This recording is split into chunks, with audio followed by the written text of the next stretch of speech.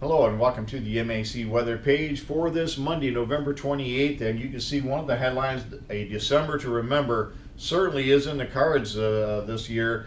Whether that materializes to significant snow in your backyard is yet to be seen, but anywhere from the upper Midwest, the Great Lakes, Ohio Valley into New England, certainly looks like the players are on the table that could provide for a very interesting and a very stormy December.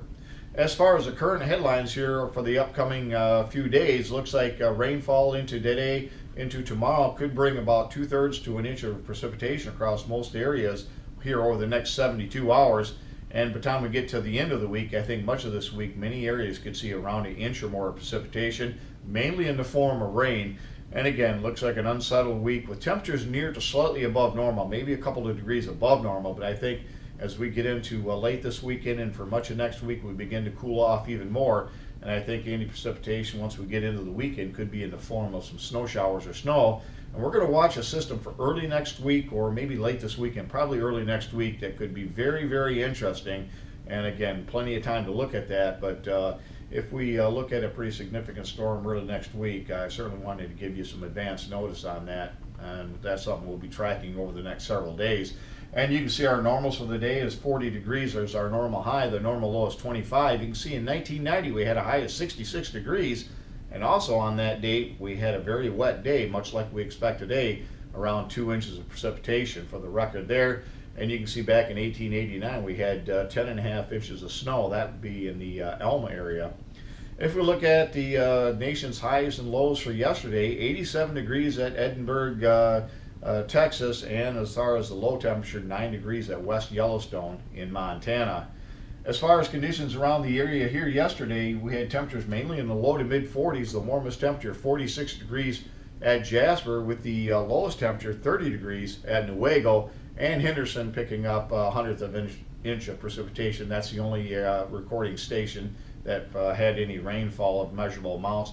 You can see we're running about 6 degrees above normal, but that certainly has been a step down. We were up around 14 degrees above normal per day as of the 20th of the month. So this cooler pattern we're beginning to shift into certainly has lowered our average temperature departures. And you can see temperatures around the area this morning, mainly in the mid to upper 30s. That's still about 5 to 8 degrees above normal. And if we look at the conditions as far as the radar, you can see the big low out into the Dakotas pinwheeling around with the cold front moving through the area now. Excuse me, that's bringing some showers and even a couple of flashes of lightning across the area. But again, no big deal. But certainly we could see some gusty thunderstorms tomorrow as we have a low pressure system that's going to develop and move to the northeast. And you can already see some of the moisture response with that new developing low. As far as the 2-meter winds, you can clearly see where the low pressure system is across Minnesota. And again, that deep southerly flow of warmth and Gulf moisture, that's helping to feed the showers that's moving through the Great Lakes this morning. And I think much of the area will pick up some rain this morning. It'll diminish here for late morning into the afternoon, and then I think we'll get more to redevelop tonight. And we could see some gusty thunder showers tomorrow. You can see about one flash of lightning across the Great Lakes per minute. That's mainly with that line that's moving through, but no big deal. And on this morning's weather map, you can see the low pressure system in Minnesota with the cold front extending to the south. It'll bring some pretty good area of severe thunderstorms and flooding rains across much of the deep south. But for us, mainly garden variety showers and maybe a thunder shower. But again, that'll be more likely tomorrow.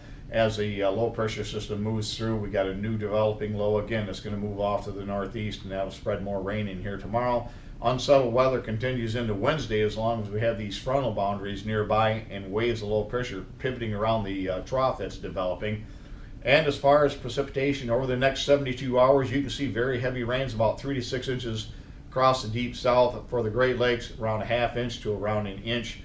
I think over the next 72 hours, certainly some areas could see over an inch, but I think for the most part will be around 2/3 of an inch to about an inch in many areas. And as far as the December to remember potential, we expect a very dominant upper ridge to be featured around either way of the Hudson Bay area. And again, we're going to have a strong jet stream cutting right underneath that. And that should put much of the upper Midwest, the Great Lakes, the Ohio Valley into the northeast under a very active pattern. Again, whether or not that materializes to heavy snowfall in your backyard is certainly yet to be seen. But certainly we're sitting at the table with a large pot that's available, and we'll just see who the big winner is here for the month of December. And as far as that cold air beginning to move into the lower 48, we were waiting for the snowfall to fill in across Canada and parts of the U.S. This was about 15 days ago. If we look at the current map as of yesterday, you can see a lot of that snow filling in across the areas just north of the Great Lakes. And that's going to be the highway for the cold air to come unabated at the Great Lakes. As far as the next 6 to 10 days, or excuse me, this is the 8 to 14 day outlook. You can see gone is much of the above to much above normal temperatures that has been featured here over the last several weeks. And we expect this big area of cold beginning to develop across the west, and it's going to slide to the east here over time, and that may be a little bit quicker than this. I think by the time we get to the day 10 to 14, I think we may see pretty chilly air here in the Great Lakes. As far as precipitation, looks pretty stormy across much of the Midwest all the way to the Gulf. Thanks for stopping by, and have yourself a great day, a great work week, and 73s to all.